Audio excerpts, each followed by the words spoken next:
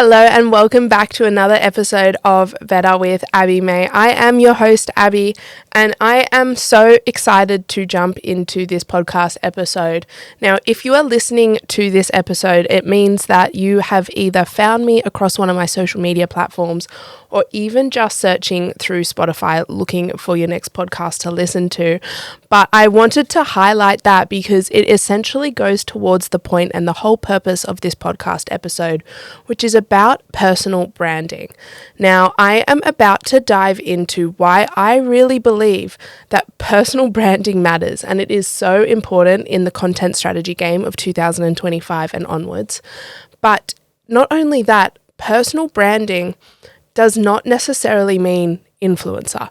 You do not need to be an influencer or have 25,000 followers to have a strong, reputable personal brand. Now, a personal brand is essentially the backbone of who you are and how you show up and how other people perceive you to be. And I believe whether you're owning a business, whether you're trying to, create money or create finance, even influence through the online world, you need to be extremely careful with how you are creating your personal brand. And this can show up in so many different ways, but we are totally about to dive into that in this episode. I wanted to start this episode by putting my hand up and saying that I have been slack. I was going to film an episode every single week for my podcast, which is essentially my passion project. And I've fallen short. It has been about a month and I have not released any episodes. And really what that came down to was me getting quite in my head when I was filming. I actually batch recorded 2 to 3 episodes and I couldn't bring myself around to recording them because I just felt like the standard was not where I needed the standard to be or wanted the standard to be. And I let that be the reason that I didn't even walk back into this podcast room for another month. But I have since sat down and come up with a stronger strategy, and I am so excited to dive into some of the topics that I have prepared for you guys.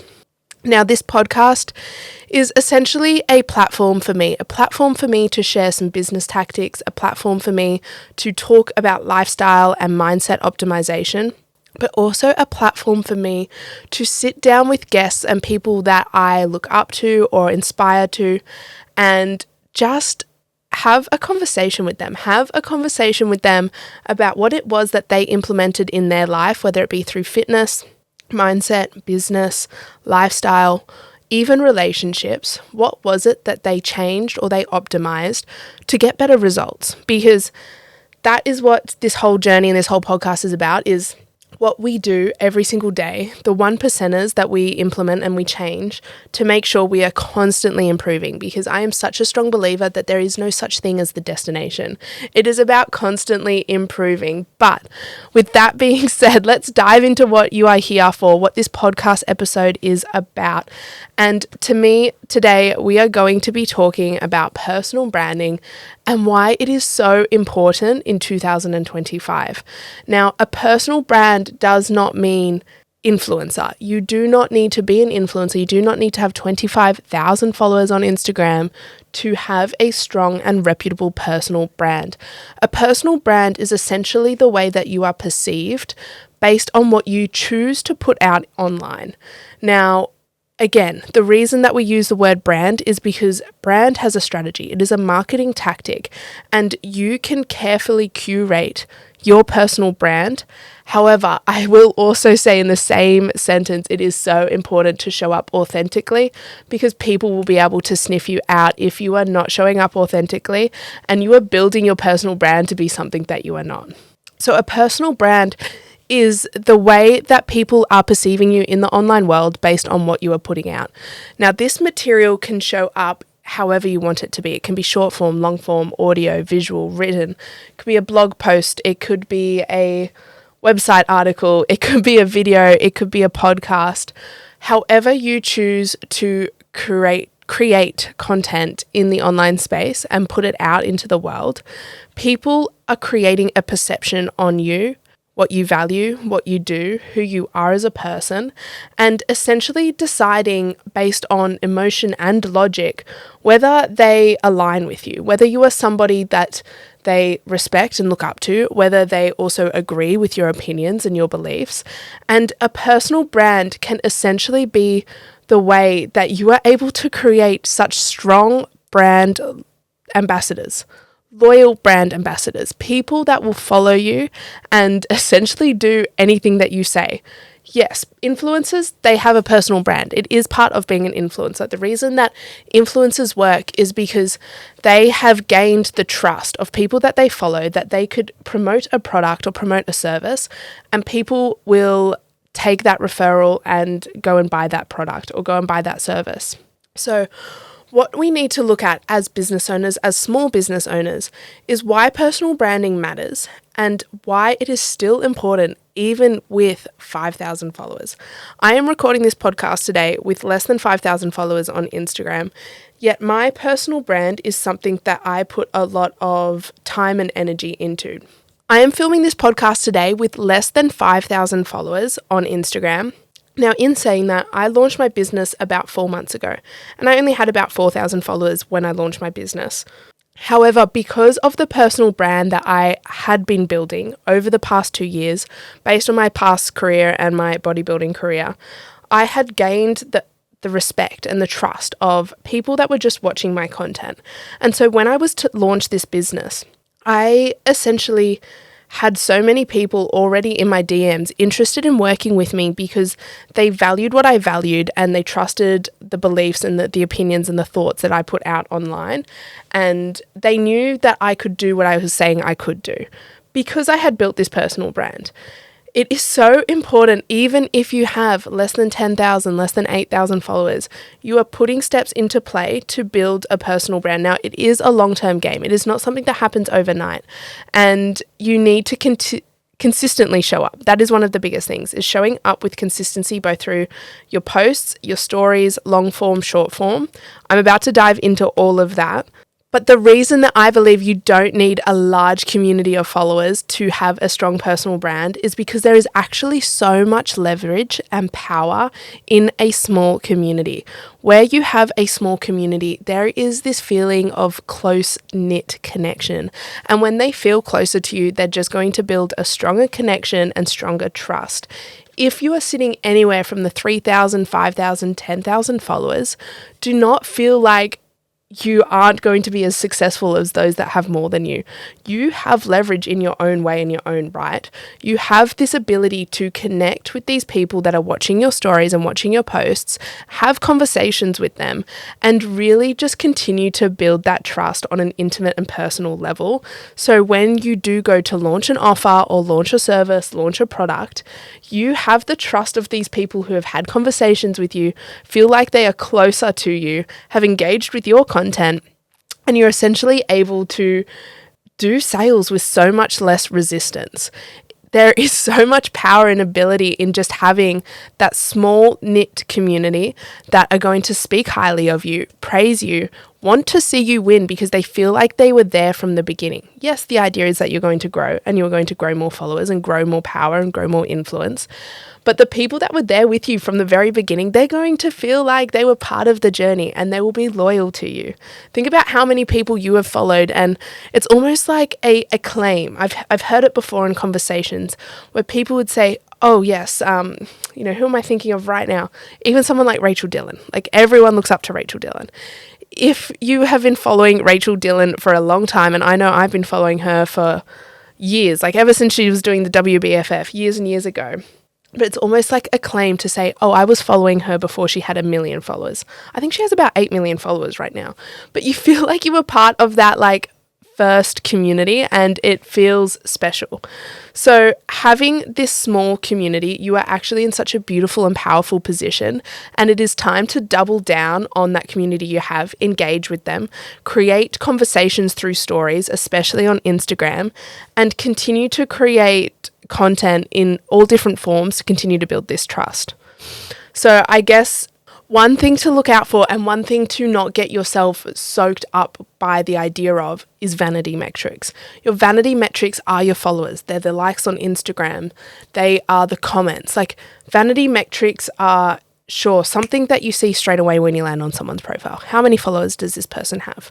It stands out. But you continue to make your judgment based on the content that they're putting out, how they're showing up for their audience. And don't forget, you cannot see what's actually going on behind the scenes. I've worked with many different clients of all shapes and sizes, and I can promise you the ones with the most followers aren't always the most successful. So then there's this question of how do we build brand ambassadors? No matter how many followers on Instagram you have, you want to build a personal brand and you want to have these people feel valued and feel connected to you. How do you do it? This is something that I have played around with for a very long time, and I was listening to a podcast not long ago on The Diary of a CEO, with Stephen Bartlett, and he was interviewing a man named Daniel Priestley. I think that's right, Daniel Priestley, yes. And they were talking about this framework that Daniel Priestley implements. Now, he is really big in marketing, especially marketing of personal brands. So he was talking about this framework called the 7-11-4 rule. I wanted to make sure I got that right. The 7-11-4 rule. And essentially what this suggests is that for a consumer to trust you, or for your audience, your ideal client avatar to trust you, they want to soak up 7 hours of your content with 11 touch points and 4 different platforms. Now, in a short little sentence, that's a little bit confusing, but when you break it down, it starts to make so much sense. I'm not saying you can't make a sale to somebody who has just landed on your page, is interested in what you have to sell and buys it. Absolutely you can. But we're talking about building loyal brand ambassadors because of the personal brand that you are creating. So when we talk about 7 hours of content, that essentially means that over a stretch of period, they need to engage with 7 hours of your content. Yes, if all you do is create short form content, this is going to be a lot harder to achieve. And long form content, you are able to understand so much more about a person, the way they speak, the way they think, and pretty much the way that they work. And it is so valuable when building a personal brand, whether it be YouTube, whether it be a podcast, whether it be TV, whatever the long form content is that you choose. Writing a book is even a powerful play. You're able to give people an insight into your brain, into the way that you work outside of that quick, snappy social media world. When we look at his next rule, you're talking about the 11 touch points. Now, this is so important, especially as a service-based provider.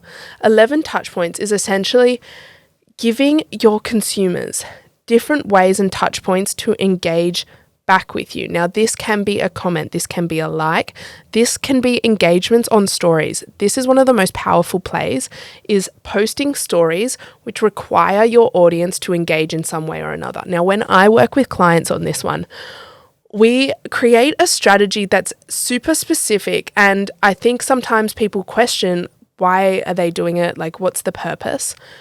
You need to create stories which aren't always salesy. They aren't always about a transaction or the thing that you are trying to sell.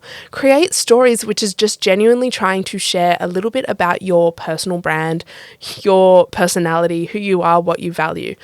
The strongest personal brands do not sit on the fence. They have strong opinions and strong thoughts. Sharing these ideas and these thoughts on your stories is such a powerful way to also get people to engage back, because what you are going to do is start conversation. Instagram polls, super easy. Question boxes, super easy. Sticker taps, that's definitely one way. But even suggesting or prompting people to have DM conversations with you, however, is going to be one of the most powerful tools in building strong, loyal brand ambassadors. These aren't always going to be sales conversations. Sometimes you are going to be just talking about the topic that you posted your story about. This can be anything. It can be your favorite food. It can be, what movie should I be watching tonight? It can be questions that just show a little bit of your personality, but you are warming these people up. You are reducing the intimidation of them actually replying to you or messaging you or having a conversation with you when it does come about the transaction. So 11 touch points. This can be through comments. If they comment on your stuff, please reply. Please like it back. Ensure that they feel welcomed into your world and into your brand, because again, what we're trying to do is build an army, build a tribe, build a committed tribe. And then that last rule from Daniel Priestley is the 4 platforms This kind of goes back to the 7 hours of content. And one of the best ways to ensure that your audience is listening to 7 hours of content is, of course, giving them 4 different platforms to soak up that content. Now, Instagram, you've got Spotify, you've got YouTube, you've got Facebook, you've got LinkedIn, websites, blogs. There are so many different platforms to choose from. And it's just about being strategic. Like, what makes sense to you? Where are you going to be able to show up authentically? And where is your audience? That's another huge part of this whole branding, personal branding strategy. Where are your audience currently sitting? If you were a hairdresser, for example, I wouldn't suggest to you spend a lot of time on LinkedIn because your audience may or may not be in LinkedIn looking for hairdressers. However, not saying you can't do it successfully, because I'm sure some people do and they will probably prove me wrong. But what we want to do is try and make sure we're covering the bases where we know they will be. TikTok, I forgot to mention TikTok. TikTok is one of the most powerful platforms at the moment in building a personal brand, because it's not so much an Instagram highlight reel where it has to be all, picture perfect. TikTok, people are showing up authentically. They're showing people the insights and the little behind the scenes moment. And that is where consumers are really building trust. If you look at my strategy across my content creation, I do long form, I do the podcasting, and I do the YouTube videos. I have my TikTok channel, which is a little more personal. I'm a little bit more cheeky. I'm a little bit more like, I'm a young girl in my 20s. This is what's going on. My fitness stuff is on there. But when you look at my Instagram, the whole strategy on my Instagram channel is really pivoting to be more about business and building my authority in this space, even though I'm very fresh, but it's all about the journey, right? And I am doing that with strategy. Like, every single platform, I show up in a way that I think my audience will appreciate, but they will also start to build trust with me. So looking at that rule with a bird's eye perspective, you've got the 7 hours of content, 11 touch points on 4 different platforms. The question that you then ask is, what content do I create? What content makes sense for my personal brand? And you really do need to look at it as a content framework. I've got my own content framework. You can download it through my Instagram. I've got the freebie there, but I really break down a strategy to give you some tips and some prompts on what the best idea is to show up authentically as a personal brand. Now, whether you're a small business or an influencer, an individual trying to sell something, essentially what this content framework lays out is that content either needs to be value driven, it needs to be social proof, or it needs to show some of your personal brand / personality. Now, I've got a 50-25-25 split on that framework. Again, if you want some more detail, head to my Instagram at ABBIE May or Better Collective Agency. But this framework gives you an insight into what makes sense and how you can kind of stretch out your week when creating content.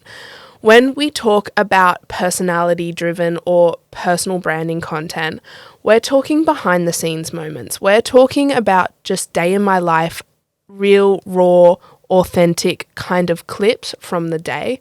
They're the real easy type of content to put together. But what we also want to see is, what do you value? What do you believe in? What do you think? The strongest personal brands do not sit on the fence. The strongest personal brands have strong thoughts and strong opinions and stand tall in those thoughts. You show up online and unapologetically share some of these opinions and thoughts, because you will get brand ambassadors a lot faster that way. And yes, this might piss some people off. You might offend some people depending on what the opinion or what the thought is. But the idea is, the people that you are pissing off, they were probably not your ideal client anyway. They probably weren't meant for you. You probably did not want them in your world or buying your service. However, the people that agree with you and can see some light in what you are sharing, they're the ones that are meant for you. They're the ones that are going to be loyal in your service, highly recommend you to others, and continue to engage with what you are posting online. So I guess when it comes to building a personal brand, you need to figure out what you believe in, what you stand tall in, and what are the moments in your behind the scenes life that you are okay to share and open up to the world. It doesn't have to be your relationships. It doesn't have to be your dating life. It doesn't have to be the things you do not want to share. A personal brand, the thing about it is, you can create it. You can choose what you want to share and leave out what you don't want to share. However, you still need to show up authentically.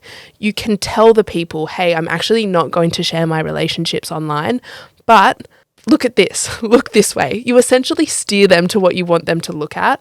And if you do it well enough, again, you're just building a tribe, you're building a community, and those loyal brand ambassadors are going to speak so highly of you whether they use your service or not. That is the whole idea here. We're essentially trying to create customers, even though they may not be purchasing off you. They are going to speak highly of you to others. They are going to refer you to others and engage with your social media, which is only going to continue to give you more success on the algorithm and more success in the social media space. So yes, a personal brand is so important in 2025, and it is something that I am so passionate about. I love sitting down with people from all industries and diving into who they are as a person, who is their ideal client, who are their current customers, and figuring out all the bridges to ensure that you are showing up as your best self. So if you have any questions, please message me on Instagram, DM me, let's connect. But I do hope you found this episode a little bit useful if you are looking at building a personal brand and what that means. And obviously, again, this podcast is my attempt at continuing to build a strong personal brand for myself, and I am excited to continue to show up online and share some of these insights and share my knowledge, because this marketing world is something that I am so passionate about, and I love working with passionate business owners in creating better results. Essentially, I blanked out there, but essentially creating better results and achieving more for them, because watching business owners win is just one of my all-time favorite things to do. And I am so grateful that I have created this community of clients that I have created and a network of awesome business owners here in the Gold Coast and in Sydney. So whether you have enjoyed this podcast or you have any questions, please just connect. Let's connect on Instagram. And I look forward to chatting to you on the next one. Bye.